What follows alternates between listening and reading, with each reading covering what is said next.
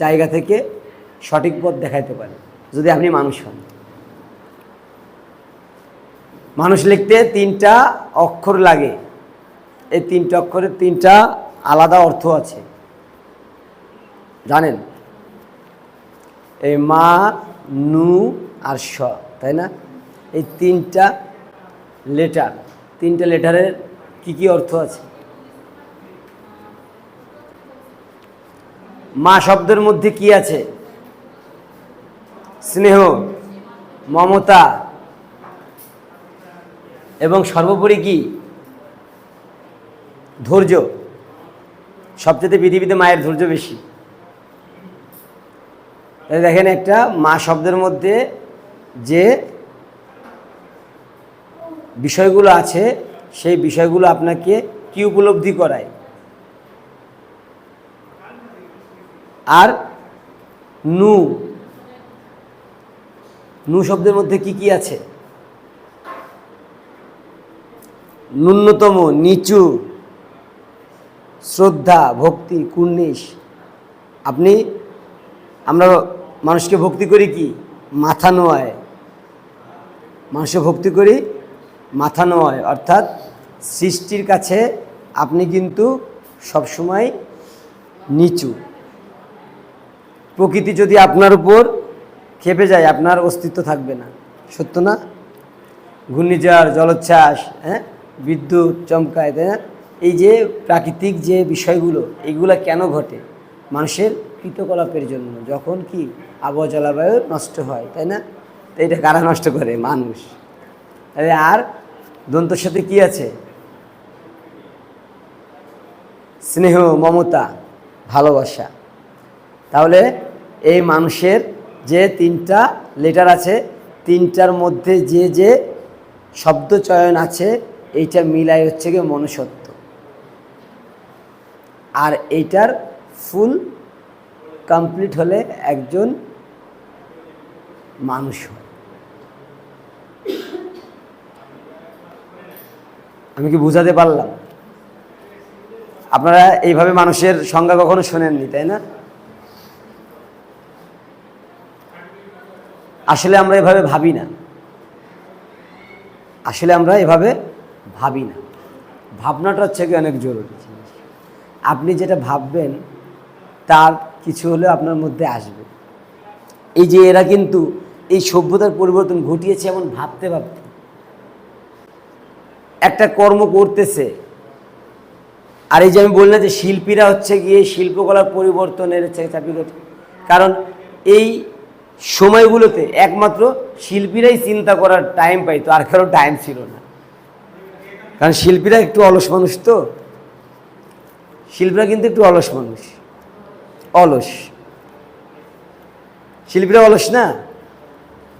আপনি দেখবেন, আপনি বললেই কিন্তু আপনার সব কাজ করবে না, মন না চাইলে। আপনি দেখবেন, আপনি একজন গানের শিল্পীকে দাওয়াত দিবেন, অনেক সময় দেখবেন যে গিয়ে আপনার তার প্রাপ্য বা চাওয়া যে টাকা আছে সেটা ছাড়া সে আপনার প্রোগ্রাম করতে আসবে না।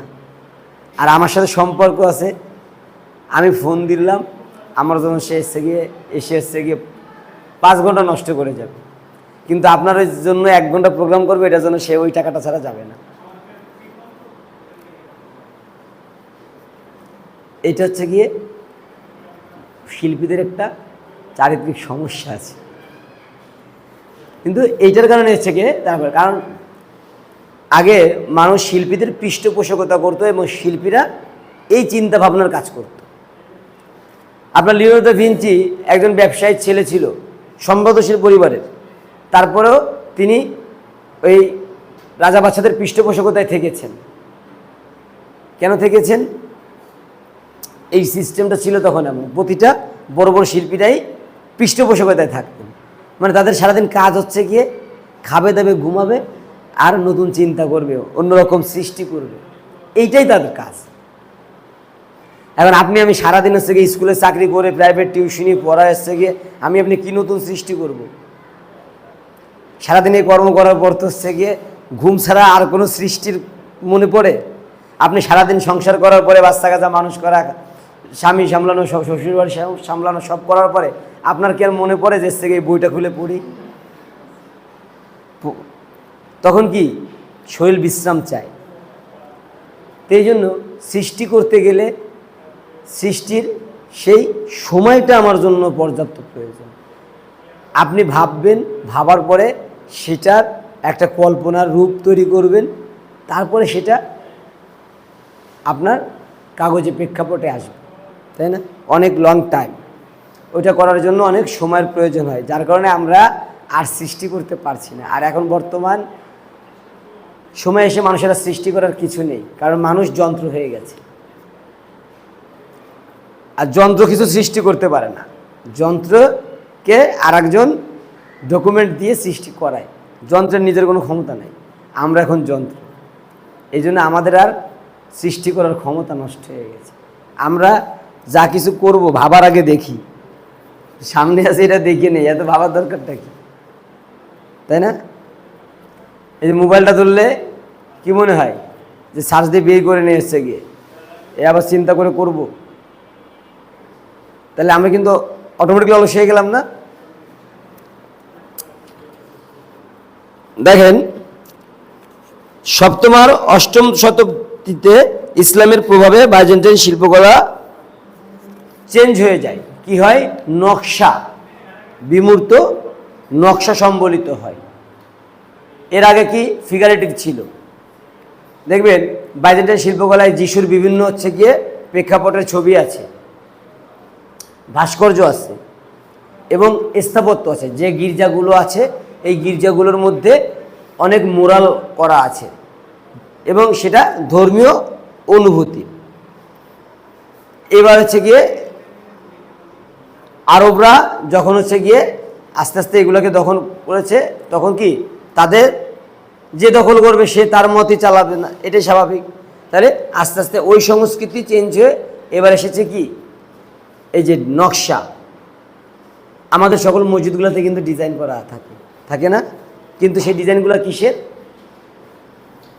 প্রাকৃতিক, ফুল লতা পাতা, তাই না? চাঁদ তারা, এগুলো কি প্রকৃতির অংশ। আর এই প্রাকৃতিক এলিমেন্টসকে ইউজ করে করা হয় কি নকশা। আর আমরা যে নকশা কল্পনা করি সব কিছু কি প্রকৃতির যে রূপরেখা আমরা দেখতে পাই সেটাকেই ইন্ডিকেটভাবে ইউজ করা হয়। আমরা ত্রিভুজ যে হয় আমরা কিভাবে শিখেছি? এই প্রাকৃতিকভাবেই কিন্তু আমরা শিখেছি যে যে জিনিসের শেপ দেখতে যেমন, তাই না? গাছ দেখলেই বুঝি যে সেকে দুটো লাইন মারতে হবে, তাই না? বুঝি না? সূর্য দেখলেই বুঝছি যে এটা গোল দিতে হবে। তো এমন সাবজেক্টুয়াল যখন প্রাকৃতিক সম্পদের দিকে আমরা তাকাই তখন আমরা দেখতে পাই শেপ, আর ওই শেপ দেখে আমরা শেপটে টার্ন করি। 13 ও 14 শতাব্দীতে বাইজেন্টাইন শিল্পকলা সার্বিয়া ও বুলগেরিয়ায় প্রসার লাভ করে। এখানে ফিগারের অলঙ্করণ খুব সংযমের সাথে ব্যবহৃত হতে থাকে। এ ধরনের শিল্পকর্মের সর্বশ্রেষ্ঠ নিদর্শন হল গ্রিসের মিস্ত্রা মাউন্ট এথেন্স এবং সার্বিয়ার জার শাসিত অঞ্চলে। এরা দেখেন বাইজেন্টাইন স্থাপত্য। প্রাচ্যের প্রথম দিকের স্থাপত্যে বেসিলিকা পদ্ধতি লক্ষণীয়। গির্জাগুলি রোমানদের গির্জার মতো কাঠের ছাদ বিশিষ্ট ছিল। অবশ্য এর মধ্যে আবার দু একটি সুরঙ্গাকৃতির গম্বুজ। বাইজেন্টাইনদের সত্যিকার সৃষ্টি হচ্ছে গম্বুজওয়ালা গির্জা। এগুলি কেন্দ্রীয়ভাবে নকশা করা। এই রীতির স্থাপত্যের বৈশিষ্ট্য হলো স্থাপত্যের ঠিক মাঝখানে একটি সাধারণ গম্বুজ থাকতো এবং একটি রিংয়ের উপর, আর রিং বসানো হতো খিলানের উপর। খিলান মানে বোঝেন তো? খিলান মানে প্লাগ। এগুলির চারপাশে থাকতো খোলা জায়গা। এভাবে বাইজেন্টাইনরা জটিল স্থাপত্যের নকশা নির্মাণ করেছিল। সান্তা সোফিয়ার নকশা ব্যালিসিকার ধরনে করা হয়েছিল। কনস্টান্টিনোপলে অবস্থিত এই বিশাল গির্জাটি 532 থেকে 537 সালের মধ্যে নির্মিত। তাহলে কত সাল লেগেছে? 5 বছর। সম্রাট জাস্টিনিয়ান একটি নির্মাণ করেন। স্থাপত্যের মধ্যে ছিলেন আনাতোলিয়ানস, এনথেমিউস ও ইসিডেরাস। 10,000 লোক বাইজেন্টাইন যুগের এই বিশাল স্থাপত্য কর্মটি সম্পাদন করেন। ধর্মীয় এই স্থাপনার জন্য বাইজেন্টাইন জগতের প্রতিটি প্রদেশ মূল্যবান মাল মশলা সরবরাহ করেছিল। সান্তা সোফিয়া বড় গম্বুজটির উচ্চতা ছিল 170 এবং ব্যাস ছিল 100 ফুট বিশিষ্ট।